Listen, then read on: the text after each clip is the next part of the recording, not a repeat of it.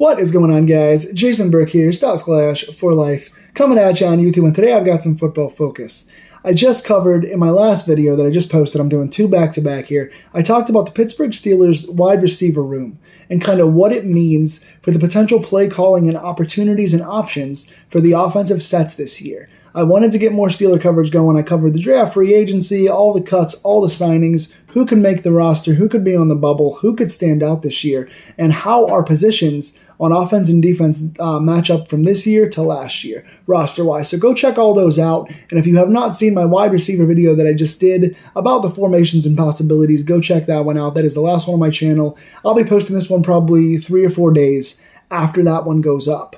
So you'll be seeing that probably, at the time you're seeing that, it's going to be 3 or 4 days after the last video. But I wanted to bring you guys another quick video talking about what it means for the tight end slash fullback room. We've got now 4 tight end slash fullbacks on this roster, and there is more position versatility, more depth, and more athleticism at tight end than we've seen here in Pittsburgh in quite a long time now. Tight end has not really been fully stabilized for quite a while, obviously. You go back to the big days of Mark Bruner and stuff like that. You go back to Heath Miller, one of the best tight ends of all time for us. You know, we had Jesse James for quite a while, and he was an underrated piece who I never wanted to lose and wanted to get back for a long time. But since then, it's kind of been a lot of guys who came in for a short time and then left. They were here, and they were kind of the main person, but then they would get hurt.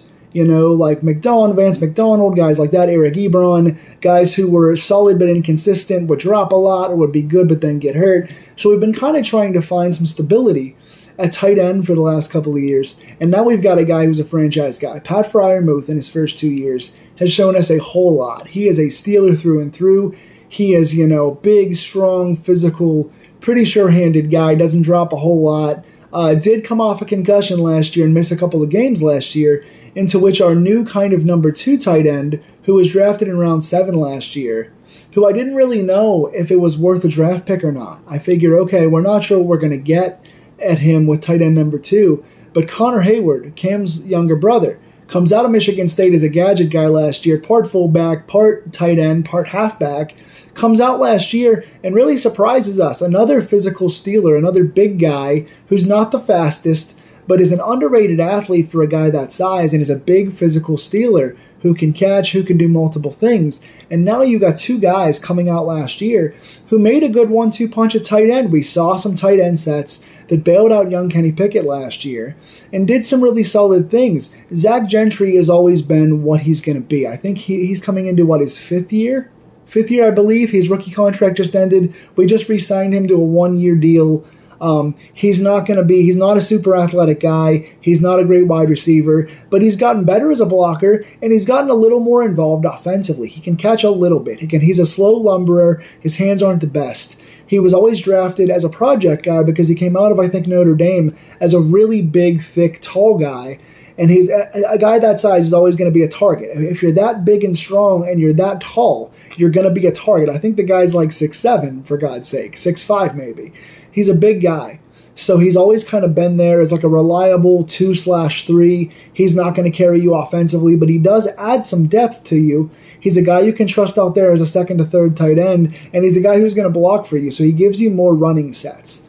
Now all of a sudden, we've broken things wide open. In drafting the Georgia tight end, Darnell Washington, one of the most athletic guys, not just at tight end, most athletic tight end for sure, but one of the most athletic guys in the entire draft last year. Drafted this guy, what was he, our 3rd round pick. We traded back in the 3rd round and got this guy, all because he had injury concerns that I think were silly. He was mostly healthy last year, and when I saw him out there, he looked pretty freaking healthy. And when you see the guy doing his drills at the combine, blowing people away. The guy is big, he's thick, he's strong, he's fast, he's jumping over guys on the field, he's the master of the sideline leap.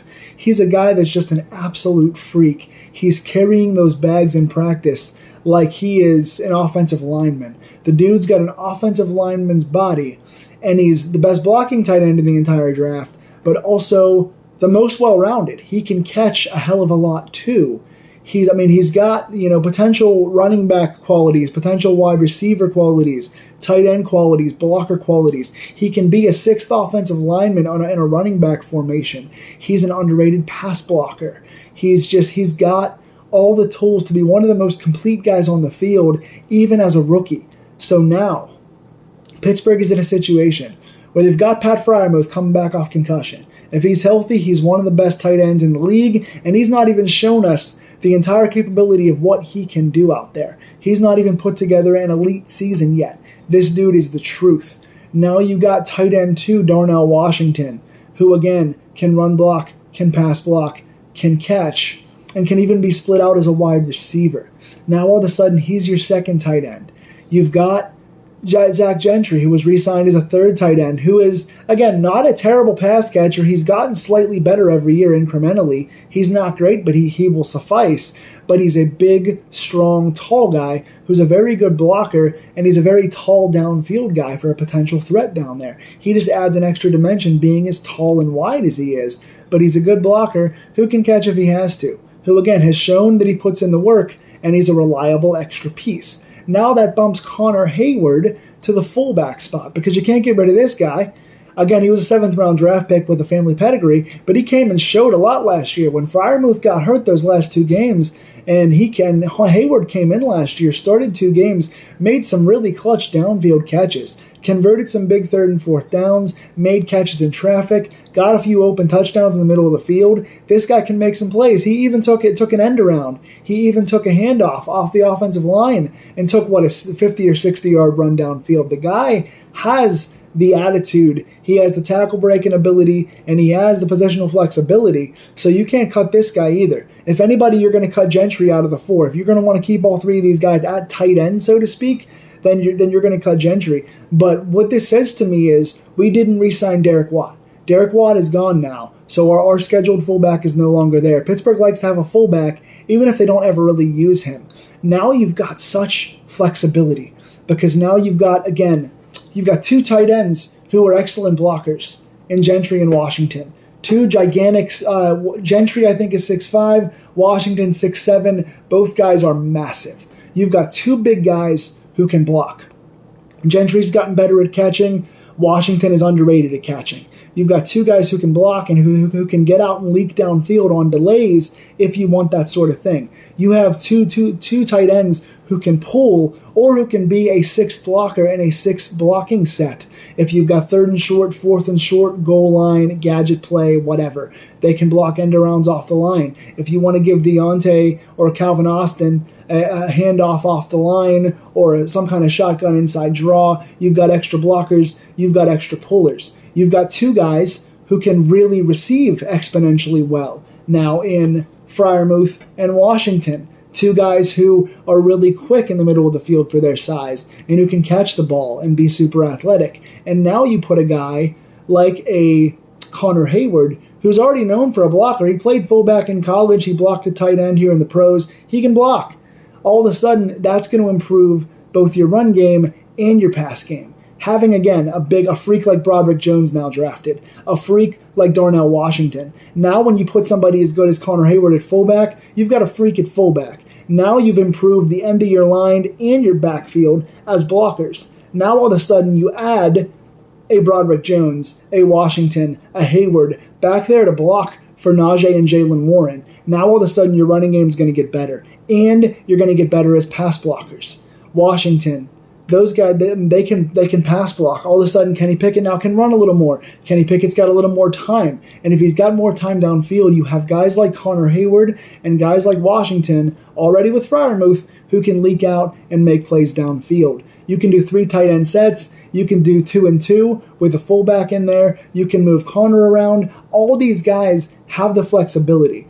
Aside from, say, a Gentry who I'd keep on the line, you can split Freiermuth out as a slot wide receiver. You can split Washington out. You can have 2 guys on the line blocking. You can have 2 guys on the line running double tight end sets. You can have 2 tight ends with two backers, so you can have Najee or Warren back there at halfback with Connor Hayward at fullback.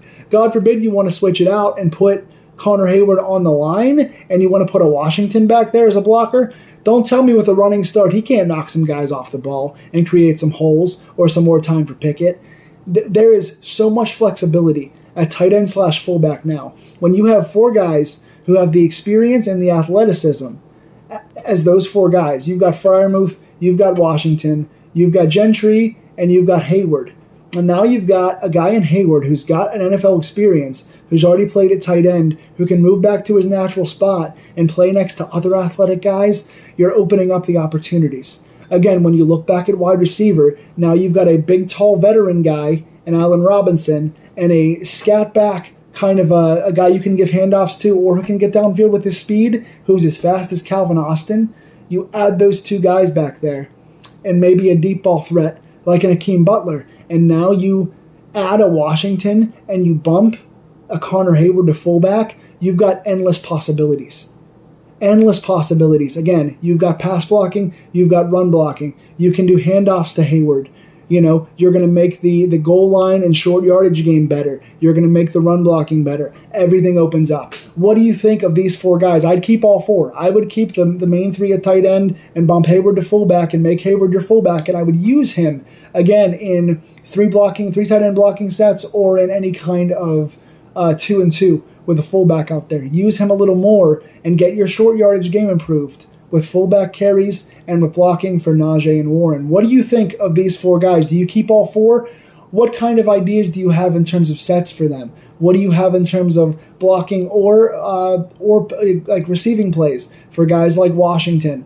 Do you think Gentry can make a step to stay on this team, or do you think he's gone? Do you think Connor Hayward is gone, or do you think he moves to the fullback spot? Tell me in the comments below what you think of our new lineup and what this means for both the tight end and fullback spots that's going to affect the blocking and the run games. Tell me in the comments below, and please like, share, and subscribe. And again, check out my wide receiver video. If you like this one, you'll like that one. And tell me in the comments below what else I should be covering as far as what this means for the offense and where this offense can go in the coming season. Stay scared, guys. Stay scared. That's a horror outro.